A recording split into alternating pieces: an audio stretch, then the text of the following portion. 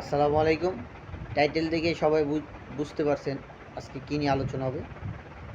তো এখন বর্তমানে সবচেয়ে বেশি মশকরা হচ্ছে আমাদের অন্তর্বর্তীকালীন সরকারের প্রধান ডক্টর ইউনূস স্যারকে নিয়ে।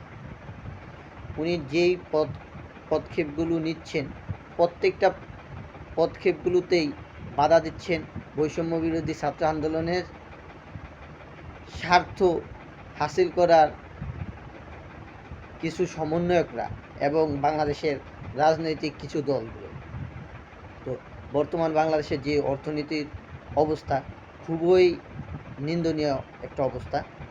বাংলাদেশের প্রত্যেকটা ডিপার্টমেন্টে বর্তমানে একটা সিন্ডিকেট চলতেছে, যেই সিন্ডিকেটগুলো কোনো দিন ভাঙবে না মনে হয়। তো কালকে দুইজন উপদেষ্টাকে নিয়োগ দিয়েছে ডক্টর ইউনূস স্যার।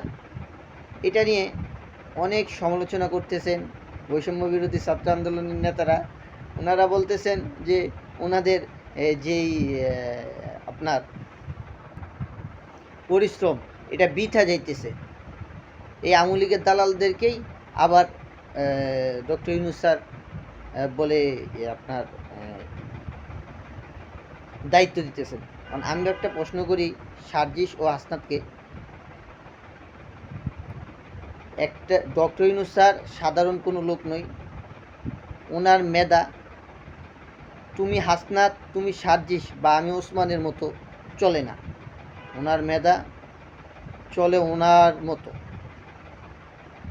উনি জানতেন না যে এদেরকে যদি আমি দায়িত্ব দেই আমাকে নিয়ে একটা আলোচনা ও সমালোচনা হবে।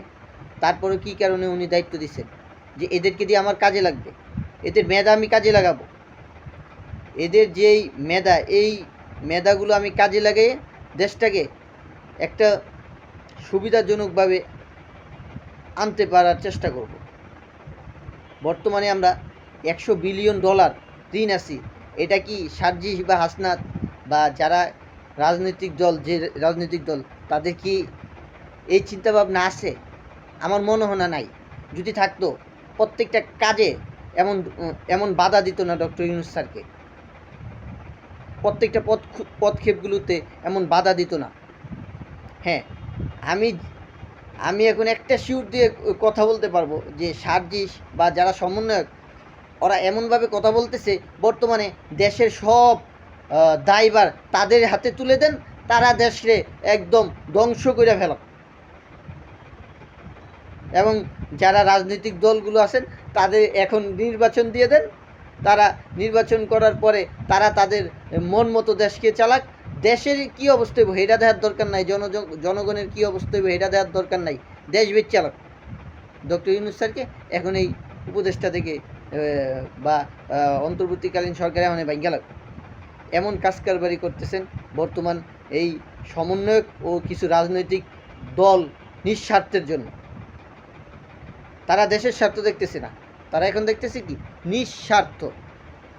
তো বিদায় নিচ্ছি। আসসালামু আলাইকুম। আমার চ্যানেলটা সবাই সাবস্ক্রাইব করে দেবেন।